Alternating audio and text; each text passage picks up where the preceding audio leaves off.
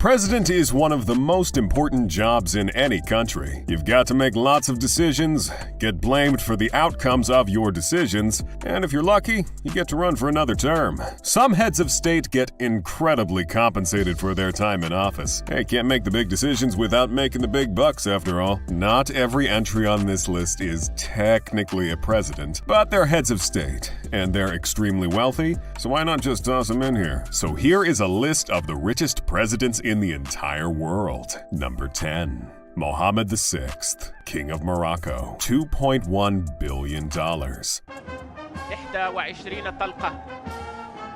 First off, we have the King of Morocco, and you know when you're talking about royalty, there tends to be a couple $1 billion involved. Mohammed VI is a member of the Alawi dynasty. He ascended the throne in 1999 after the death of his father, King Hassan II, giving him full access to the massive wealth the Moroccan royal family controls. Mohammed VI is Morocco's leading businessman and banker. In 2015, Forbes estimated his net worth to be $5.7 billion, although some would disagree, with Business Insider giving a more recent estimate of $2.1 billion. The Moroccan royal family controls one of the largest fortunes in the entire world. Together, they hold the majority stakes in the Société Nationale d'Investissement, a holding company that has its hands on pretty much every important business sector in Morocco, like telecommunications, banking, mining, and energy. As for Mohammed specifically, he is a leading agricultural producer and landowner in Morocco, where agriculture is conveniently exempted from taxes. As for his personal life,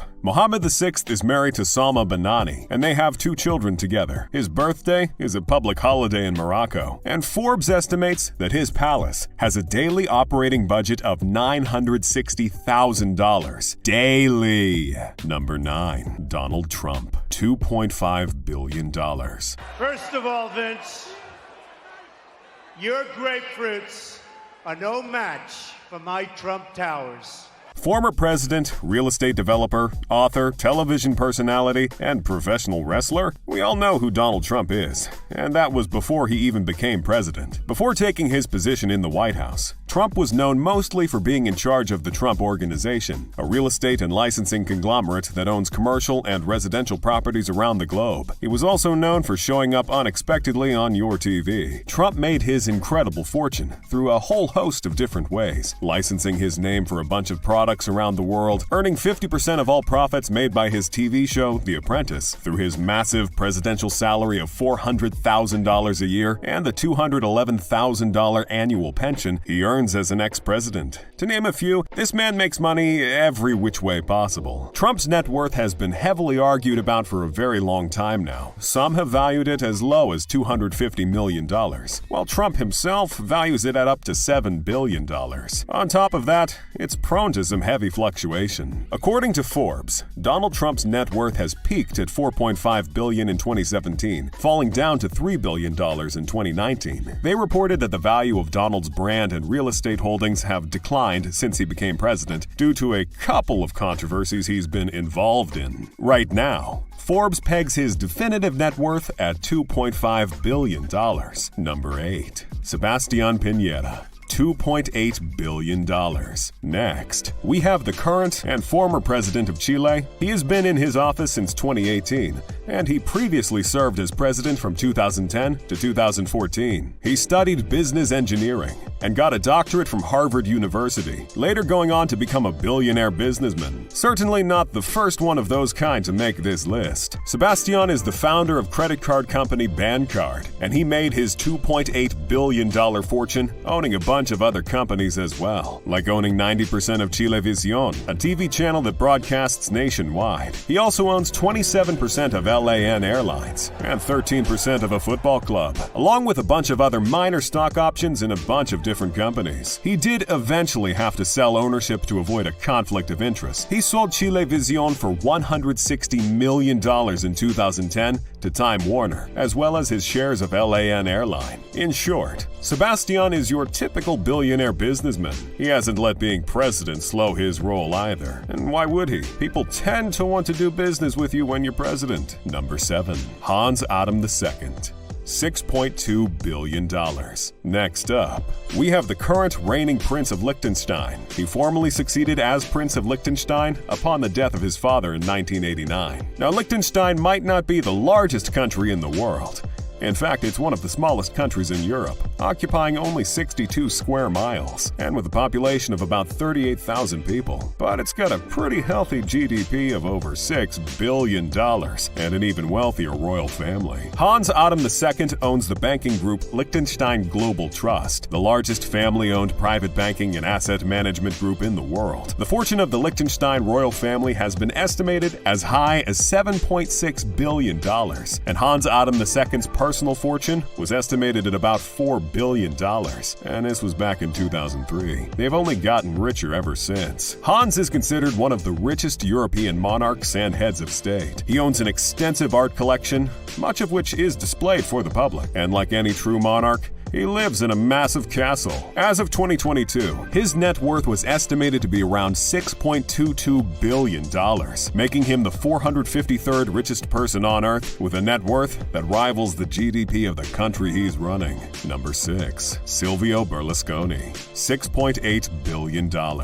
Next up is the former Prime Minister of Italy. He's an entrepreneur, a media tycoon, and is the former owner of the Italian football club AC Milan. Silvio was one of Italy's longest-serving post-war prime ministers. He's known for having a few brushes with the law and being Italy's oldest playboy. Silvio once publicly declared that his love for work, women, and play will never change. Born on September 29, 1936, Berlusconi studied law and worked as a singer on cruise ships and nightclubs during his youth. In the 70s, he transitioned to the media world. After making a fortune as a media tycoon, he would eventually set his eyes on politics. Silvio officially ran for prime minister in 1993 under his newly formed political party, Forza Italy. He would go on to serve 4 times as prime minister of Italy, from 1994 to 2011, holding the position for a total of 9 years during that time period. Silvio Berlusconi made his fortune thanks in no small part to the massive media empire he founded before becoming prime minister,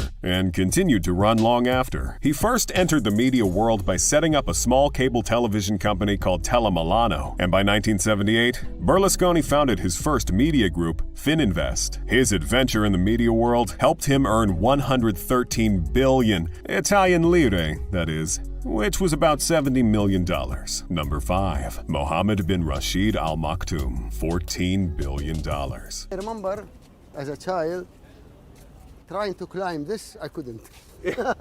So yeah, and this is my playground. Next up, we have someone with a pretty stacked resume. Mohammed bin Rashid Al Maktoum is the Vice President, Prime Minister of the United Arab Emirates, its Ministry of Defense, as well as the ruler of the Emirate of Dubai. With a resume like that, big surprise he's a billionaire. Al Maktoum generates most of his income from real estate and has been one of the most prominent real estate developers in the world, which might have a thing or two to do with him managing lands owned by him and state assets, turning Dubai into the global city it is today. Al Maktoum has overseen the development of certain projects in Dubai that have gone on to grab the world's attention, like the Palm Islands, the Burj Al Arab Hotel, and the Burj Khalifa, the tallest building in the world. Al Maktoum is both the absolute ruler of Dubai and Prime Minister of UAE, a position that has allowed him to amass his massive wealth. Not only is there a blurred line between the assets of the government of Dubai and those of the ruling Al Maktoum family. Under his reign, Al Maktoum has overseen the creation and growth of a number of businesses and economic assets in Dubai, many of which remain under his ownership, allowing him to do things like owning a massive 531-foot-long yacht and own several properties around the world. Number 4.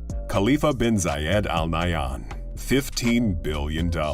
Next up, we have the current Emir of Abu Dhabi and President of the United Arab Emirates. He's also the Supreme Commander of the Union Defense Force and the Chairman of Abu Dhabi Investment Authority. In short, he's a pretty powerful man, and that tends to come with a pretty fat wallet. Under his supervision, the Abu Dhabi Investment Authority manages $875 billion in assets, which is frankly a staggering amount, the largest amount managed by a nation's head of state to be more precise. He is deemed one of the richest monarchs in the world, controlling 97.8 billion barrels of oil reserves, and with a collective family fortune of $150 billion.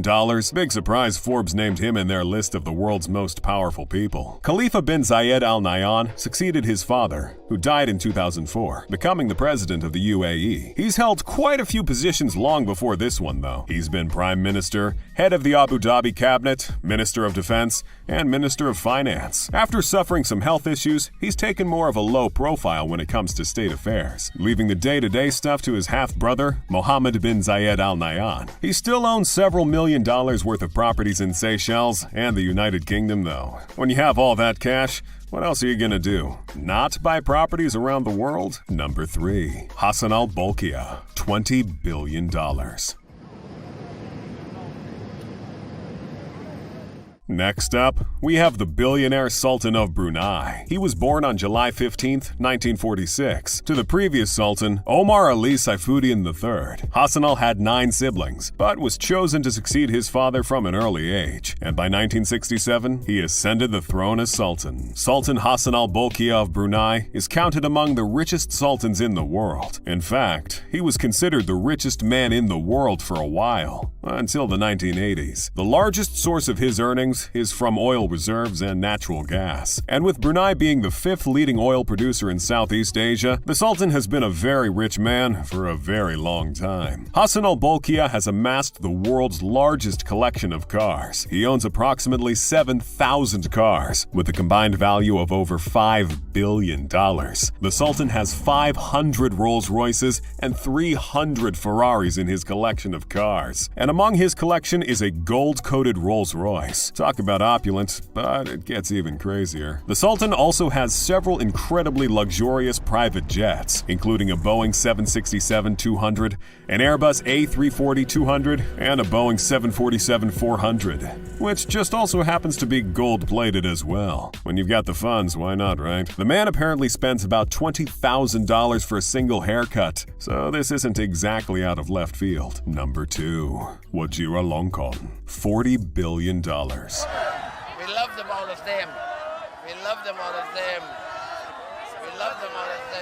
And our runner-up is none other than the King of Thailand. Wajira Longkorn was announced the Crown Prince of Thailand when he was 20, eventually taking over his father's throne in 2016, making him the current wealthiest monarch in the entire world, and somehow still number 2 on this list. Crazy, I know. After the coronation of Wajira Longkorn, it was decided that the entire portfolio of the Crown Property Bureau would be transferred into his hands. This meant $40 billion was now under his control. Some estimated the personal net worth of the king to be $43 billion at this time. The bulk of the king's net worth comes from a few major assets. His 23% stake in Siam Commercial Bank, one of the largest commercial banks in Thailand, valued at $1.7 billion. A 33% stake in Siam Cement Group, 16,000 acres of prime Thai land, and over 40,000 rental leases. Thailand runs a system of government known as a constitutional monarchy, where the king is the head of state, meaning he gets to have a lot of luxuries, like owning the largest cut and faceted diamond, a 545-carat brown diamond, and an exorbitant amount of aircraft. 38 planes and helicopters to be more precise. You know, in case he wants to fly somewhere in one plane and have another one come pick him up. Number 1.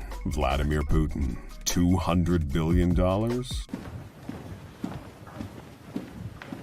Number 1 on our list is one of the most popular world leaders. Not only because of his portrayal in popular media, he's also been in charge of Russia for quite a long time now. You tend to get a lot more brand recognition when you aren't getting tagged out after 4 years. Putin has served as president of Russia since 2012, but he actually started running things all the way back in 1999, when he was prime minister of the country. So yeah, it's been a couple decades, and I don't think he plans on stepping down anytime soon. Putin is without a doubt the most powerful man in Russia. That much isn't exactly a mystery. The real mystery is exactly how massive the net worth of such a powerful man is. So far, what we have to work with are estimates. When they asked the man himself, Putin declared that he has an income of $115,000, and his bank balance is $179,612, although several people would disagree. You can go ahead and add me to that list. Opponents of Putin claim that he has secretly accumulated over $40 billion while in office and is actually Russia's richest man, thanks to some clandestine holdings in some of the largest oil and gas companies in Russia. The craziest estimation of Putin's wealth comes from former Hermitage Capital Management CEO Bill Browder, who declared under oath to the U.S. Senate that Vladimir Putin's net worth is an insane $200 billion,